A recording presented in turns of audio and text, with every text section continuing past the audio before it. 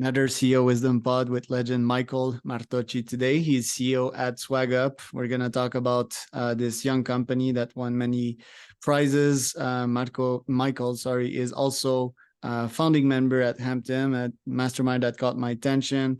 Really young, really ambitious guy. So we're going to talk about that today. Mike, can you introduce yourself? Tell us a bit more about SwagUp. I wish my name was Marco. I feel like that flows a little bit better. Marco Martocci, you know? Yeah, Marco, right? Marco Martocci. That sounds nice. It does, right? It does sound pretty good. But yeah, no, I mean, first off, thanks for having me on all the way from Mexico. Good to connect. Oh yeah. But no, yeah, I've been a lifelong entrepreneur. As soon as I can remember, 4 years old, 5 years old, I've been selling stuff to, my neighbors and to friends down the block. And, you used to trade baseball cards and sell them on eBay. And I had a YouTube channel back in like 2007 or six or whenever it was first coming out to, unbox baseball cards before that became a thing. And I've always been kind of an individual, kind of creative thinker. But I ended up like losing the entrepreneurial bug like at 13 or 14 because my mom was in finance, and her boyfriend at the time was a big wealth manager, and he got me just really looped into the stock market and finance. And I bought my first stock. I bought Ford, and I was like, oh, I want to be a wealth manager and I want to work at like on Wall Street or something. So that was like the next 4 or 5 years of my life, like up until like 17, 18, 19. I was like really into it. I ended up going to school for finance and everything. But then when I was at school, one of my buddies from high school came to me with an idea for an app, and then that kind of just like shook me out of the matrix and got me back into the entrepreneurial kind of flame. And I was still doing like small businesses in high school and this and that, but I was very kind of myopically focused on like going to school for finance and stuff. And then I ended up dropping out like 2 years, 2.5 years into it to start a business with an NFL player, and haven't looked back since. So I'm young, as you said, like 28, but I've been doing a lot of stuff for a long time, like since I'm four, but out of school since I'm 20 years old. So I've been at it for almost like 8 years now. You're quite fortunate for that, because me, I often reflect about my life, and my life was from 15 to 18 or 19. It was just alcohol and parties and all of that. And I consider that somewhat to be a wastage. Obviously, I did acquired social skills back then, but I wish I would have the entrepreneurial bug earlier. My dad was an entrepreneur. I used to grow up listening to him making some cold calls. And if I have one regret in life, it's that. And I think that's why I want to educate younger folks to get into entrepreneurship, and not waste their time, partying and not making money, basically. And my transition to the professional life and making money was kind of rough for that same reason, And I think a lot of people, they struggle to make cash or to jump into straight up entrepreneurship, because I'm pretty sure that you're kind of a special case. I'm a special case to have gone into entrepreneurship that early and to go all in. So how can we make sure that young folks also take that leap without too much pain, if that's even possible? I think for one thing to consider though is that like your regrets and my regrets are almost inverse. Like you regret that you didn't get started sooner, and maybe you took your younger ages a little bit more seriously and started a business or whatever.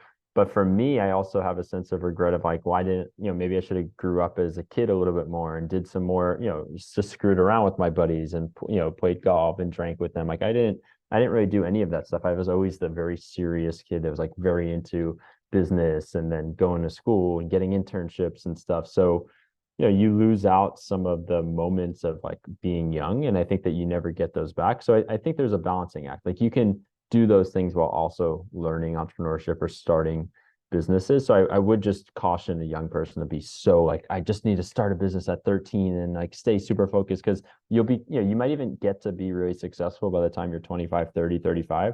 But you also have realized like, I can never go back and be 15 or 18 or 22. So I would say to make sure you at least enjoy it. And the fact that I didn't need to go to college, but even though I dropped out, I'm still glad that I did go to college because of the experience of just being away from home and meeting a lot of people and growing up socially and experiencing a few different things. So, but that said, like the best way to get into entrepreneurship is just to get into it. Like you have to start something, even if it's really small, and you have to condition your mind to realize that you can create the future, and you can You don't have to be told like this can happen, this can happen. You just kind of like go from 0 to 1, and once you do that, you get a little addicted to it. You're like, oh, okay, like I can start something else, and I can start something else. And you just need to like pick up a lot of skills, because being an entrepreneur is like you need to be able to get something off the ground on your own in a very scrappy way. And you end up being the copywriter, the marketer, the product builder, the salesperson, so the more that you can just pick up a lot of generalized skills, the more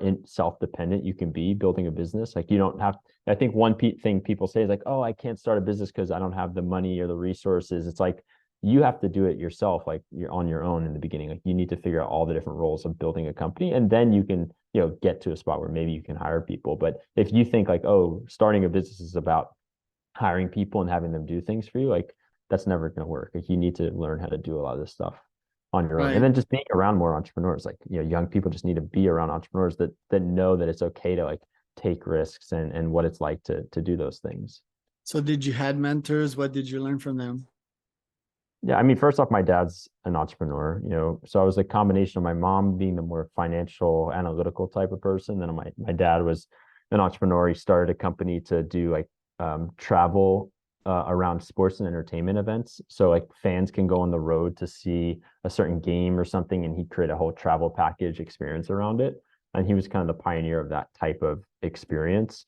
So I learned from him about, just constantly hustling, constantly creating net new things. Like he would create these like shows for Bon Jovi that were, never done before, a private show in a castle in California. And like he came up with the idea. And it's just that idea, the concept of like you can create the future, I just think is really, really interesting. And then, in New Jersey, some of the thing is like when you grow up in a town that's not very entrepreneurial, it's hard to find, people to look up to. So I think that, as I was coming to age like 15, 16, the internet, obviously, and social media were becoming very big. You had like Gary Vaynerchuk at the time, who still is very big, but when I was like 17, 18, he was like just really starting to pop up, and I was watching his videos on YouTube and Instagram, and he gives you like that initial spark to be like, all right, go figure something out, like do, build something, and then you kind of graduate up to more sophisticated type of people over time. But I think the fact that like every founder and investors on Twitter every day and they're sharing their thoughts is really interesting. A lot of people have newsletters and Substacks that are out there that you can read, and YouTube. So there's no shortage of like interesting people to learn from, even if you don't know them. But then also you can know them too. Like just reach out to them and offer like to help them in some way, and they'll always be around. Everyone's looking for like young, ambitious people that want to learn, and good people want to share their learnings with people. So I had a few other people like along the way that helped me. But it's been fun. Yeah. I have this not sure if it's an obsession, but to understand ambition, where it comes from. Looking at you, New York slash New Jersey, that's one. It's somewhat of a competitive environment, some of the most expensive real estate in the world. Hence, you get like high salary. There's a concentration of smart folks. Your dad was an entrepreneur. You grew up with an NFL co-founder. Now you're hanging out with NHL people. I, me, I love competing. I love cooperating. I love also comparing my yearly salary with an NHL player. Are you the same? And is it mostly a force of good that drives you to accomplishment, or do you feel it's constantly pushing you in the back and saying, dude, that guy makes 1.5 mil a year. I need to catch up. I don't really care that much about other people. I think the thing for me is I always compare myself to my own potential. I think nobody knows what you're capable of besides yourself, and if you're not giving it 100%, you always know deep down, like I could have tried a little bit harder. I could be doing more. I could be going, a few levels deeper than that. And I think if you're always chasing like what your future potential could be, then one, you'll never get there because you're constantly going to get better and better and you're never going to reach your potential. And at least you feel good that it's motivated intrinsically about I want to be the best that I can be, and just like let the chips fall where they may, versus like I need to beat that person, I need to get to that level. Because the other thing too is like you're going to get to that level, and then what? Like now you got to find a new enemy to kind of eclipse or something, versus trying to chase yourself. Like you're never going to get there. And it's like golf. Like I love golf because it's a game that you can never master. Like it's just so hard, it's like endlessly challenging, and it's like a lifelong pursuit. And I think that learning and ambition are lifelong pursuits that you never obtain, and that's a good thing. It constantly gives you this energy and drive to keep looking forward, but it's got to be intrinsically motivated. Because if you look externally, you're gonna, if you're good at what you do, like you're gonna reach those goals, and then you're not going to be happy for some reason. You know, like you're never going to be satisfied in like an unhealthy way. So I think the more that it can, like Kobe Bryant, for example, like he was always trying to beat himself. Like obviously he was very competitive and wanted to beat everyone, but he also knew that he was the best and he needed to put in the work to make sure that he can reach his full potential. And I think that that's like a healthy way to think about it. How much have you struggled to get SwagUp off the ground, and how much you still struggle to this day? Because you talk about bringing higher levels of pains and digging deeper. How did you started? Did you dig like super deep? And nowadays, do you still dig super deep to create growth?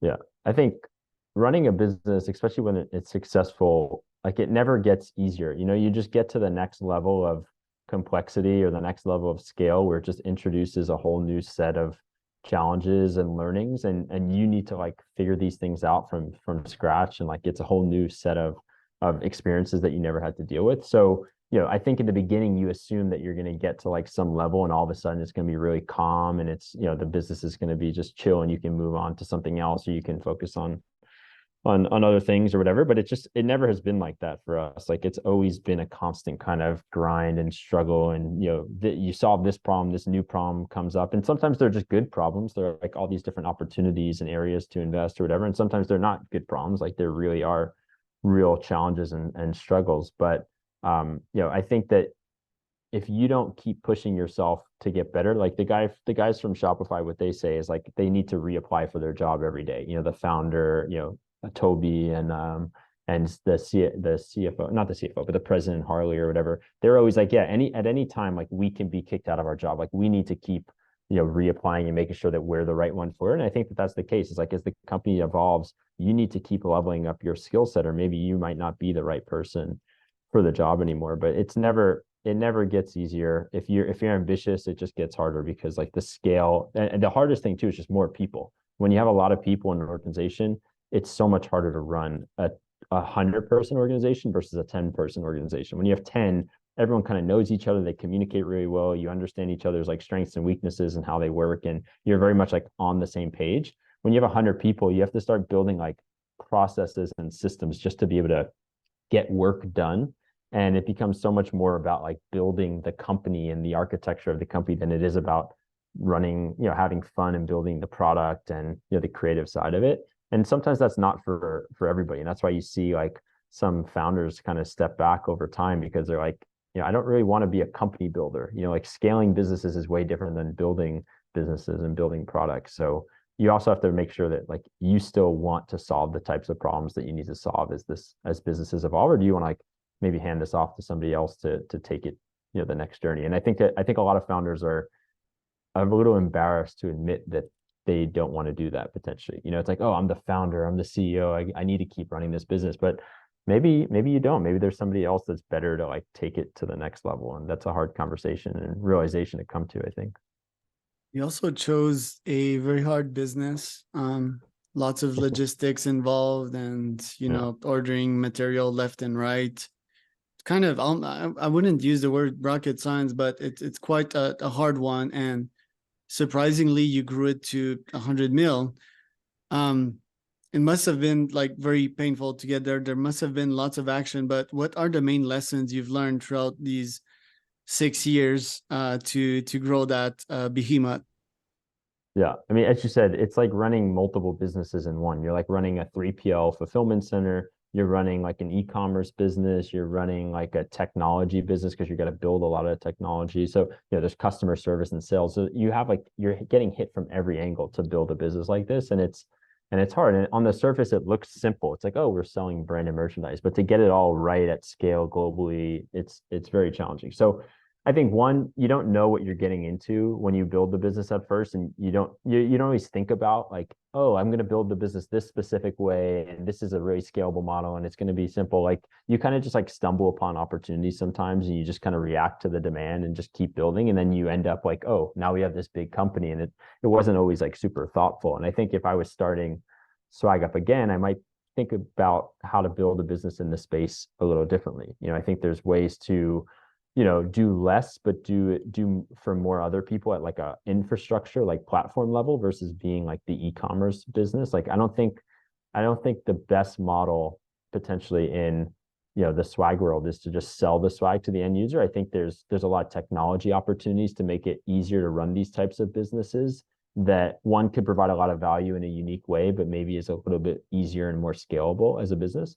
But I also do think that if you look at the most valuable companies in the world, um, if you look at the most valuable companies in the world, the most valuable companies have figured out the physical parts of the problem as well. So like, yeah, there's plenty of good businesses that are pure software or very asset light, but Apple, Amazon, Tesla, all these companies that are Costco, whatever, they have physical fulfillment infrastructures or manufacturing capabilities, robust supply chains. Like the companies that get that right at scale are worth a lot of money. So I think if you can kind of push through the challenges of building these types of businesses and get to a point where they're very systematic and tech driven and repeatable and scalable, you can start to build a really defensible, valuable company. And you could potentially let other people layer on top and use your capabilities. Like if you look at Amazon, they said, hey, we're the best at building data centers and building fulfillment centers, and we're going to open that up as a service to other companies to use as well. So I do think that if you're brave enough to kind of tackle these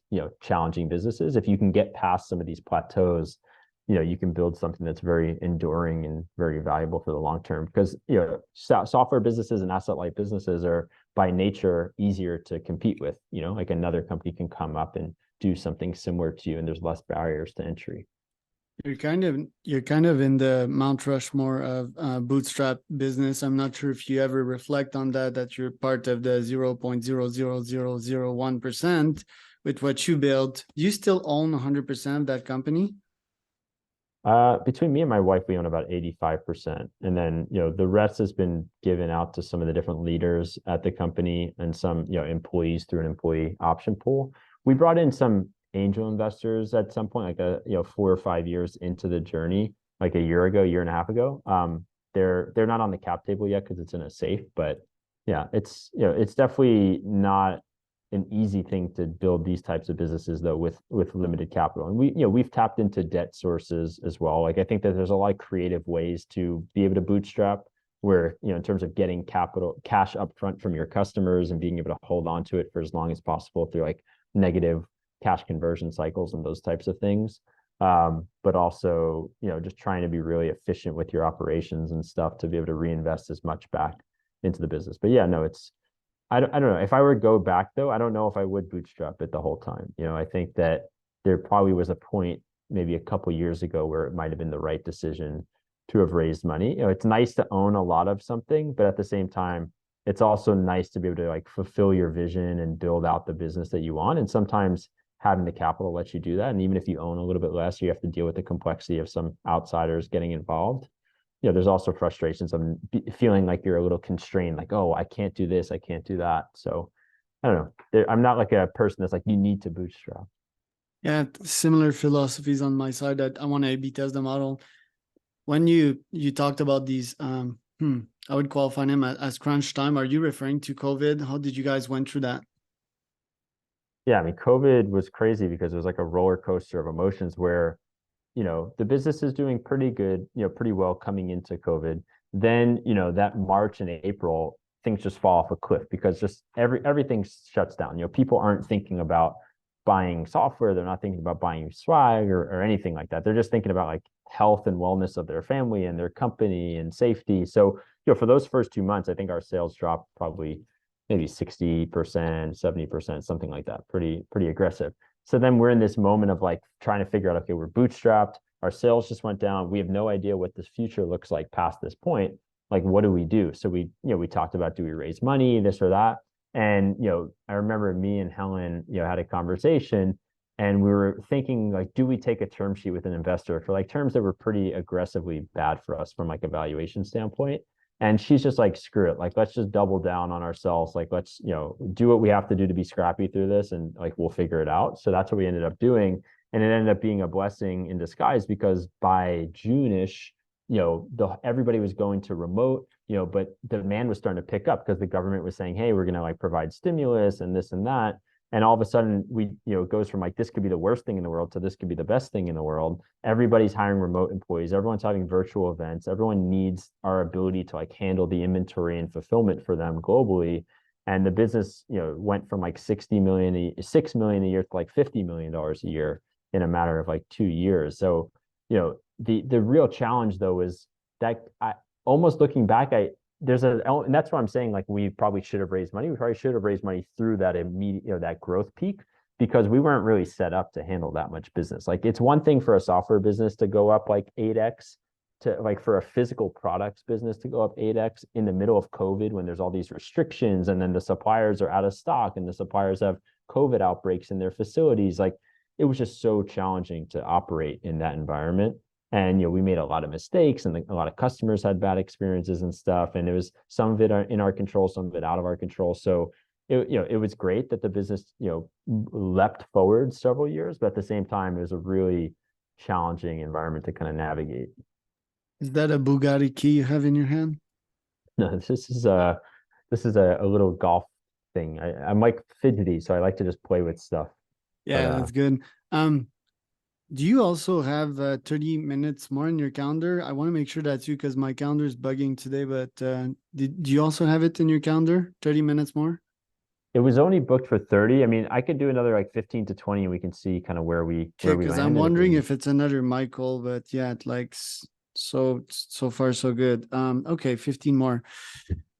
Right. COVID was quite hard. And then things picked back up. What is your feeling with the economic times we're in right now, and where do you feel AI?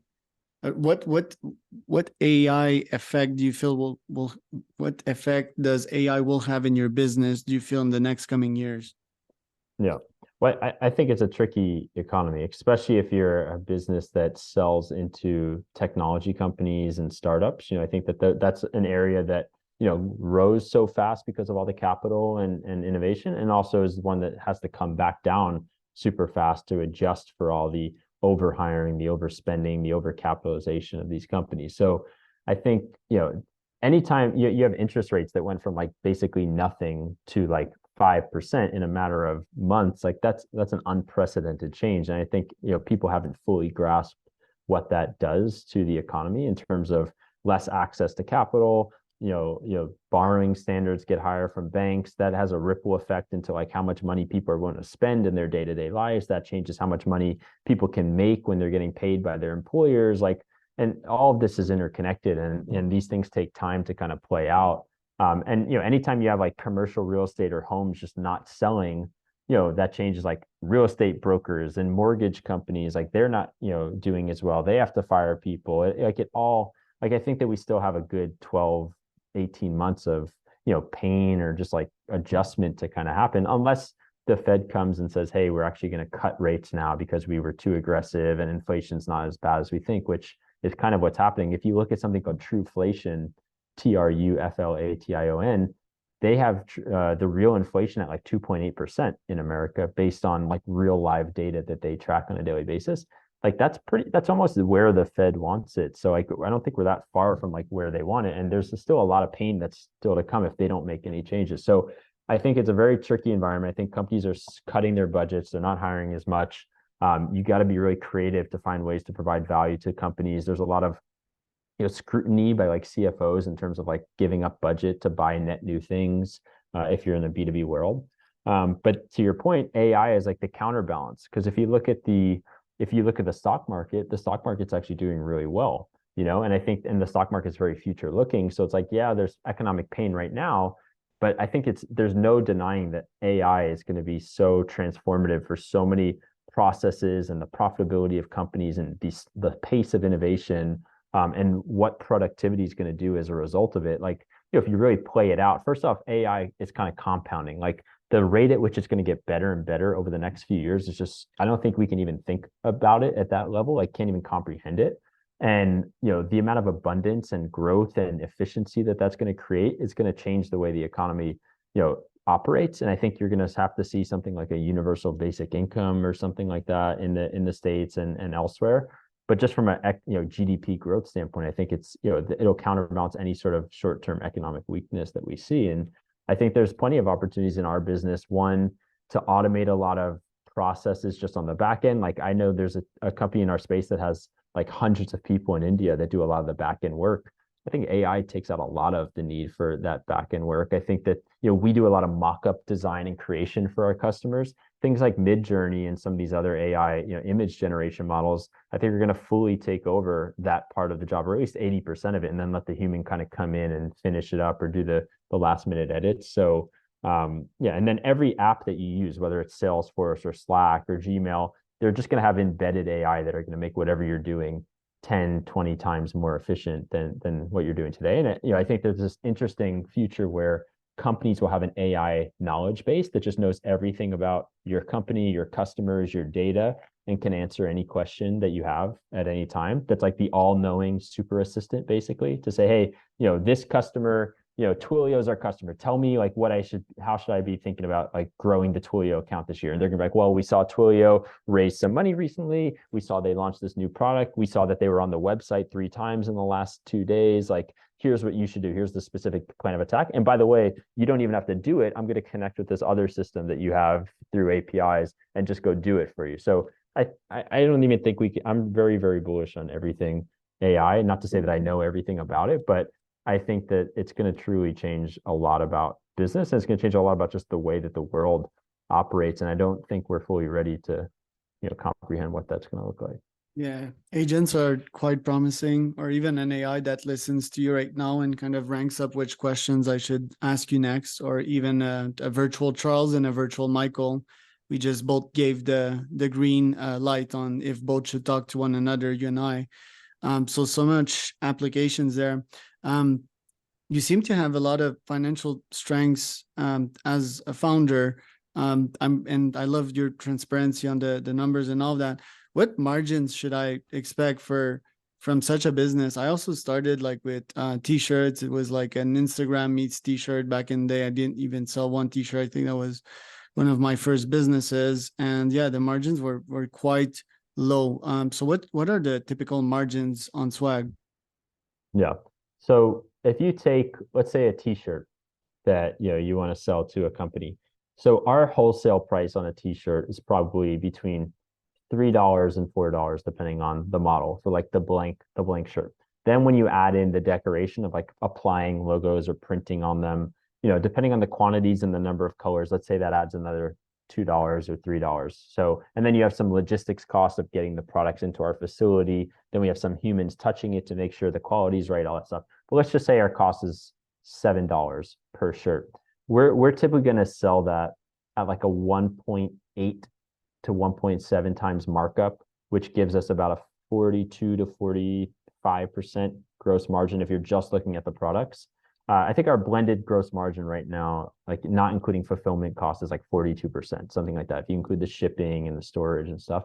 And then, it's just about minimizing the rest of your general operating costs, to be able to get as profitable as possible. Now, that's for us to sell wholesale to like a company. Now that company may then sell that shirt for $25, $35, $45. We're going to sell it to them for like 13, 14, something like that, So it's not a software business. It's not a 80%, 90% gross margin business. I think there's opportunities to layer in, recurring revenue in these types of businesses to, provide tools to make it easier for companies to manage their branded merchandise, to get your blended margin closer to maybe 50, 55%.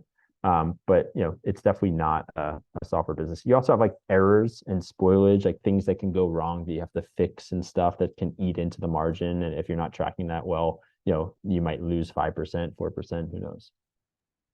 Say I'm CEO of $100 million business and I make 15 mils of profits. How much should I pay myself with that 15 mil? What, 15 or 50?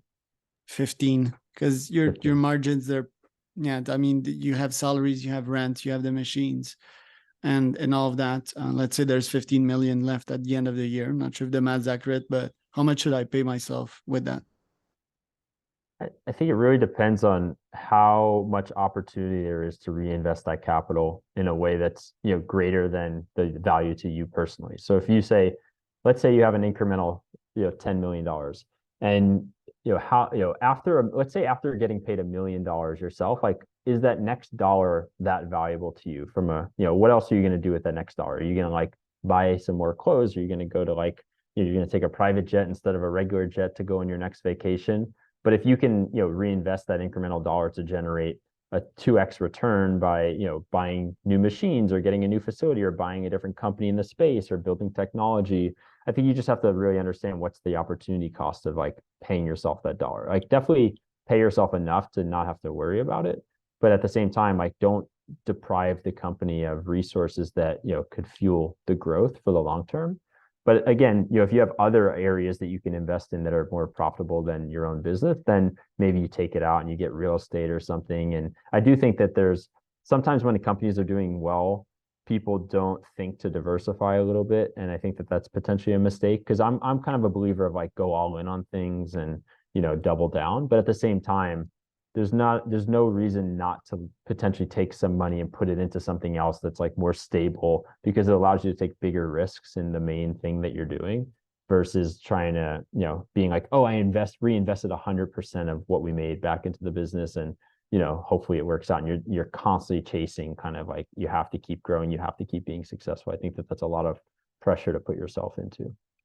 Right. Yeah. Maybe where I got wrong with my math is the 100 mil is over 6 years, right? It's not per year. Yeah, so we do about 50-ish mil a year. We've done about Yeah. 160 Which is million in really good total. still. Yeah, we've done about 160 total. Okay, really good.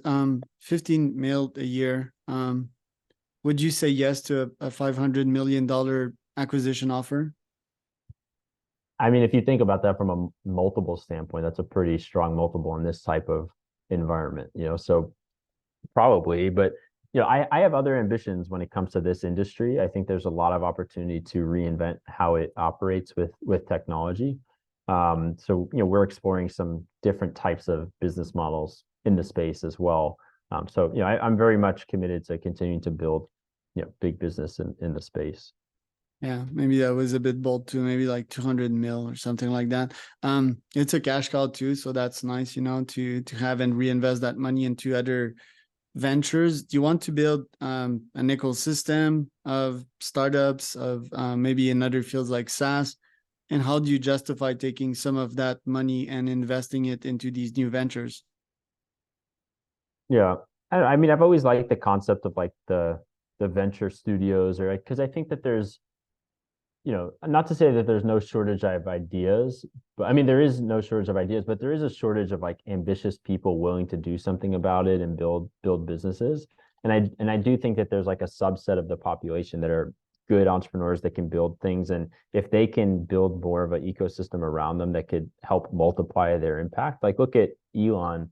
I mean, he's been able to build, 5, 6 generational companies. So like you want to put somebody like him in a position to be able to have the biggest impact possible. So I like the concept of like being able to have a lot of things going on around you and helping orchestrate it. But at the same time, it is very hard. Not everyone's an Elon. It is hard to operate multiple big businesses at the same time. So I think at any moment, like you should have like, what is your 80% focus? Like what is the thing that really consumes your day in and day out, what you're thinking about? And yeah, you can experiment with a couple other things on the side, but that's why people also do like angel investing. We've done a few private investments in some startups and stuff that are interesting. Like you can't do everything, but if you can find some really good people that you want to get behind, then I think that that's another good opportunity for entrepreneurs to like continue to invest and get involved and help these young businesses like scale up. But I think it's hard to have like multiple great businesses running at any given time. It's hard for one person to do that.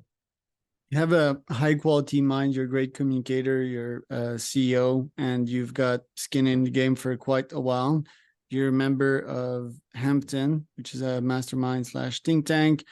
How do you find other similar folks to you? Because you're like this weird creature that is 0.00001%. It's hard to find other folks like you. So is Hampton successful at doing that? And how would you do it if you would have your own mastermind?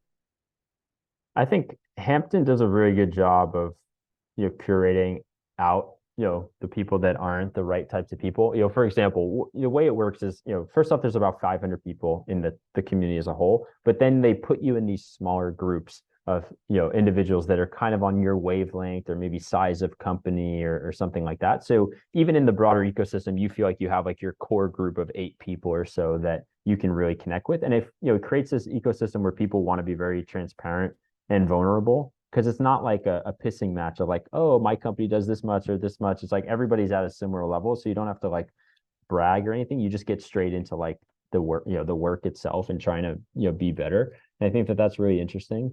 And I haven't found that in many other places. I mean, you kind of, the law of attraction is pretty real. So like if you put things out there in the world, like on Twitter or YouTube or something, I think naturally interesting people start to gravitate to you. And I've met a lot of other good founders that have built really amazing businesses that I've become friends with. And if you put yourself in ecosystems like we live down in Miami for the most part, well, Fort Lauderdale now, but a lot of interesting founders moved down there over the last like 2 years, and we were able to meet them and go out to dinners and events with them, and you start to build that network, and people just kind of like-minded people start to gravitate towards each other after a few interactions. They can kind of filter out like who are the legitimate people, who do I want to connect with. So I think just increasing the luck surface area, like doing more things, meeting more people. You don't need 1 million friends. You just need the 5 or 10 that do really interesting things and are good people, and you can build the network from there. And then they introduce you to other people, and it starts to continue to grow like that. But I do think that there are opportunities for digital communities like Hampton to be able to accelerate that. Like I've become pretty close with the people in our group already, and they do it. The other thing with Hampton too is like if you're not taking it seriously, they'll kick you out. Like if you don't show up to the meetings once a month and they're 2.5 hours and you need to like really block off your day and you're not participating and you're not prepared, they'll just take you out of the group. They just did that to a guy that's running a startup that everybody knows that's worth like a few $100 million, and they don't care. They said, hey, either you're going to participate or not. So just making sure you're in places with people that are serious at the same time. Mike, thank you so much for showing up today. Where can people find out more about you? I love Twitter. The last few months I've been lurking more than I've been writing, but I'm going to start writing some more content again. But I'm on Twitter, just my name, Michael Martocci, LinkedIn as well. But Twitter is probably the best spot.